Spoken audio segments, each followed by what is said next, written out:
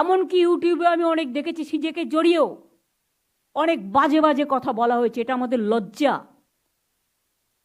যাদের দু পয়সার ক্ষমতা নেই তারা ইউটিউবে মিথ্যে কথা বলে, আমি সবার বিরুদ্ধে নই, কারণ ইউটিউবে অনেক ভালো ভালো ইনফরমেশনও পাওয়া যায়, সেগুলো যারা করে তাদের আমি সাধুবাদ জানাই। কিন্তু দুটো তিনটে চ্যানেল তাদের ডিজিটাল বাংলাকে অসম্মানিত করবার জন্য, বাংলাকে অসম্মান করবার জন্য লাগাতার প্রভোকেশন দিয়ে যাচ্ছে। তারা ভুলে গেছে যে বাংলা একটা উৎসব আসছে। এই উৎসবের সময় গরিব মানুষদের দোকান খোলা থাকে, তারা করে খায়। ঢাকি থেকে শুরু করে একেবারে ধামসা মাদল থেকে শুরু করে লোকশিল্পী থেকে শুরু করে সেলফ হেল্প গ্রুপ থেকে শুরু করে হকার থেকে শুরু করে দোকানদার থেকে শুরু করে বিভিন্ন মার্কেট থেকে শুরু করে বিজনেস থেকে শুরু করে এই সময় বাজারটা ফ্লো হয়। আর অনেকে চাইছে ইকোনমিক ডিস্ট্রাকশন। যদি সত্যি আপনাদের কিছু বলার থাকে আসুন না, কথা বলুন, কোনো আপত্তি তো নেই। আমরা কাউকে বলিনি কথা বলবো না। এই তো আজকে আমাদের এখানে মিটিং আছে, এটা আগের সপ্তাহে ডাকা, আজকে ডাকা তা তো নয়। 5 দিন আগে, লাস্ট উইকে মনোজ চিফ সেক্রেটারি হওয়ার পরে 5 দিন আগে ঠিক হয়েছে। আজকে অ্যাডমিনিস্ট্রেটিভ রিভিউ মিটিং আছে, কালকে আমাদের ক্যাবিনেট কমিটির মিটিং আছে, পরশু দিন আমাদের বিজনেস চেম্বারসের, জেলা চেম্বারসেরও রাখবে, তাদের সাথে মিটিং আছে। সুতরাং আমরা মিট করি এবং আমরা কথা বলি। যদি কারো মনে হয় কথা বলার প্রয়োজন, কথা বলার দরজা অলওয়েজ খোলা। তবে সবসময় তো আর 1000 লোক টাইম চালিয়ে একসাথে দেওয়া যায় না, সেগুলো ভাগ ভাগ করে করে করতে হয় আমাদের। আমি সবাইকে বলবো, যেমন আমি হেলথের দিকটাও বললাম, নারায়ণ তুমি আজকে সুপ্রিম কোর্টের অর্ডারটা দেখে নাও, রেসপেক্ট দাও সুপ্রিম কোর্টের অর্ডারকে রেসপেক্ট দিয়েই। Yes madam. আমি খুশি যে পুলিশ কোনো অ্যাকশন যারা আন্দোলন করেছে তাদের বিরুদ্ধে নেয়নি। এটা একমাত্র বাংলাই পারে, কারণ বাংলা মানুষকে গণতান্ত্রিক অধিকার দিয়েছে। এটা ইউপিতে হয় না, এটা বিহারে হয় না, এটা রাজস্থানে হয় না, এটা দিল্লিতে হয় না। তাদের মুখ বন্ধ করে দেওয়া হয়। আর এখানে যত আন্দোলন হয়েছে উইদাউট পারমিশন, পারমিশন পর্যন্ত নেয়নি। হ্যাঁ, সিজে তোমাদের বলেছিল রেকর্ড করে রাখতে, ভিডিওগ্রাফ করে রাখতে, সেগুলো তোমরা করে রাখবে, যেগুলো তোমাদের নির্দেশ দিয়েছে সুপ্রিম কোর্ট। কিন্তু আমি এখনো মনে করি সুপ্রিম কোর্টও ডাক্তারদের রিকোয়েস্ট করেছে জুনিয়রদের কাজে জয়েন করার জন্য। আমিও ওই মিটিং থেকে রিকোয়েস্ট করব, দয়া করে আপনারা কাজে যোগদান করুন। যদি মনে করেন আপনাদের কিছু বলার আছে, ইউ আর অলওয়েজ ওয়েলকাম। আপনারা 5 জন 10 জনের একটা টিম নিয়ে আসুন, আমি কথা বলতে পারি। আমার হেলথ সেক্রেটারিকে আমি পাঠিয়েছিলাম আপনাদের সাথে কথা বলতে। আপনারা স্বাস্থ্য ভবনে গেছিলেন, স্বাস্থ্য ভবনে গিয়ে আপনারা 3-4টে ডিমান্ড করে এসেছিলেন, সব কটা ডিমান্ড মানা হয়েছে। আপনারা বলেছিলেন প্রিন্সিপাল চেঞ্জ করো, head of the department change করো, আপনারা বলেছিলেন যে এমএসভিপি আছে চেঞ্জ করো, অ্যাসিস্ট্যান্ট সুপারকে চেঞ্জ করো। 4টের মধ্যে 4টেই মেনে নেওয়া হয়েছে, সেই দিনই সঙ্গে সঙ্গে জানিয়েও দেওয়া হয়েছে। এছাড়াও আমাদের কাছে কমপ্লেন ডাইরেক্ট আসেনি, ইনডিরেক্ট যতটা শুনেছি, তার মধ্যে 2 জনকে আমরা ইতিমধ্যেই সাসপেন্ড করেছি। কলকাতা পুলিশ কেস হাতে পেয়েছিল মাত্র 72 ঘন্টা, তার মধ্যে 24 ঘন্টা চলে গেছে। 24 ঘন্টা কেন বলবো, হ্যাঁ 24 ঘন্টা তো বটেই চলে গেছে পোস্টমর্টেম এবং ক্রিমেশনের প্রসেস করতে। জুডিশিয়াল ম্যাজিস্ট্রেট ডাকা হয়েছে পোস্টমর্টেমে, ভিডিওগ্রাফ করা হয়েছে। আমি নিজের আস্তে আস্তে আমি ঝাড়গ্রামে ছিলাম, আমি তক্ষুনি স্টার্ট করি। তার বাবা মার সাথেও কথা হয় আমার। তার একদিন বাদে পুলিশ কি করেছে 24 ঘন্টার মধ্যে, 12 ঘন্টার মধ্যে দোষীকে গ্রেপ্তার করে।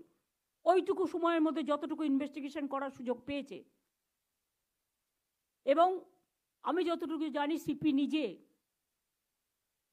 যিনি ডিডির দায়িত্বে আছেন মুরলি, তাকে তার বাবা মার কাছে পাঠান এবং ভিডিওগ্রাফি সিসিটিভি ফুটেজ সব দেখান, যাতে তারা বুঝতে পারে তদন্ত কোন পর্যায়ে আছে। কারণ তদন্ত চলাকালীন সবটা বাইরে বলা যায় না। যেমন যিনি অত্যাচারিত হয়েছেন তার মুখ টিভিতে দেখানো যায় না, তার নাম বলা যায় না, তেমনি তদন্তের রিপোর্টও বলা যায় না। তার পরের দিন আমি তাদের বাড়িতে যাই। উনি মারা গেছে ও শুক্রবার, রবিবার সম্ভবত ওদের কাজ ছিল বা কিছু একটা, যেটুকু থাকে ক্রিয়াকর্ম বা কিছু একটা। আমি ইচ্ছা করে সেদিন ডিস্টার্ব করিনি পরিবারকে। মুরলি গেছিল রিপোর্ট দিতে বিকেলে।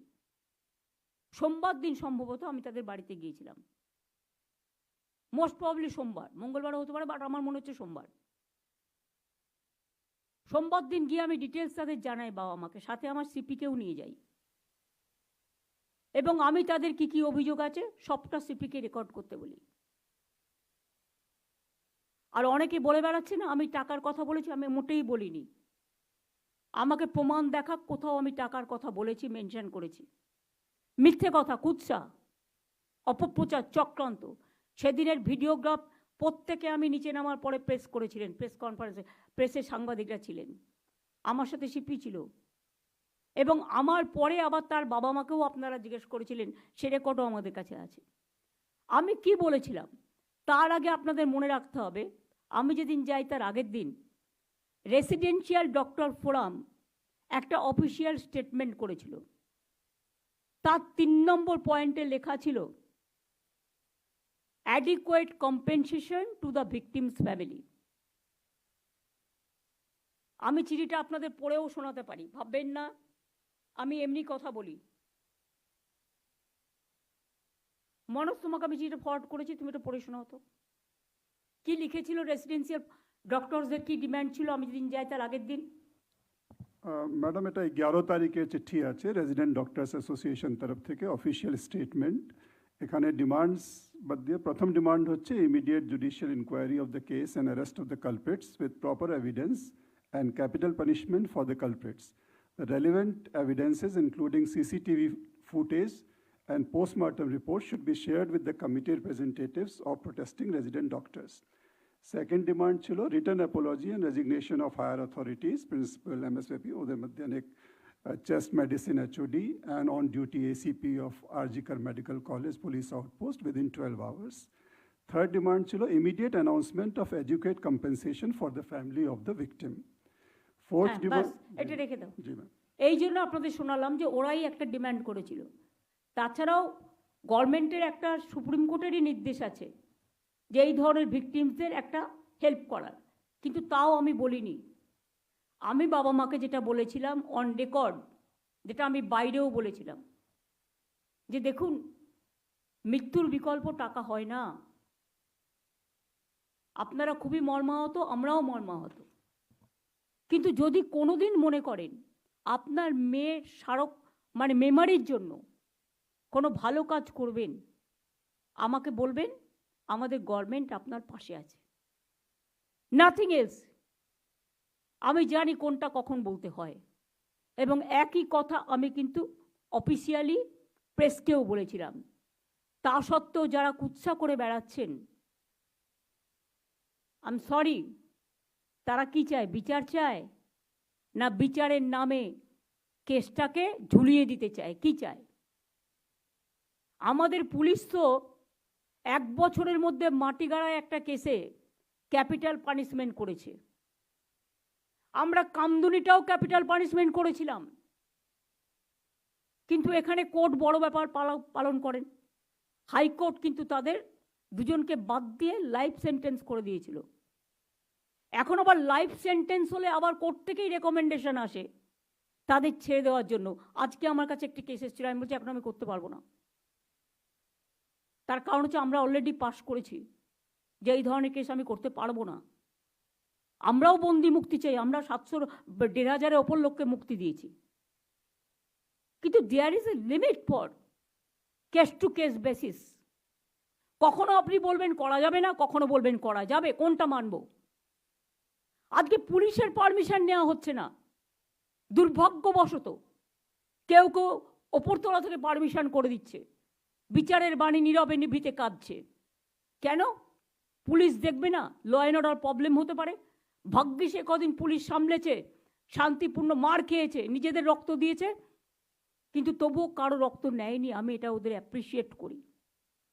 সাথে সাথে আপনাদেরও বোঝা উচিত সবার, পুলিশও কিন্তু আপনাদের সারাক্ষণ পাহারা দেয়। তারাও কিন্তু আপনাদের মতো মানবিক জীব, মানুষ।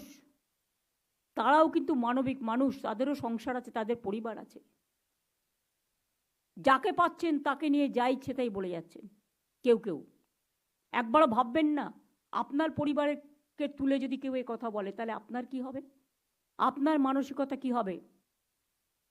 কলকাতা পুলিশ কমিশনার আমার কাছে নিজে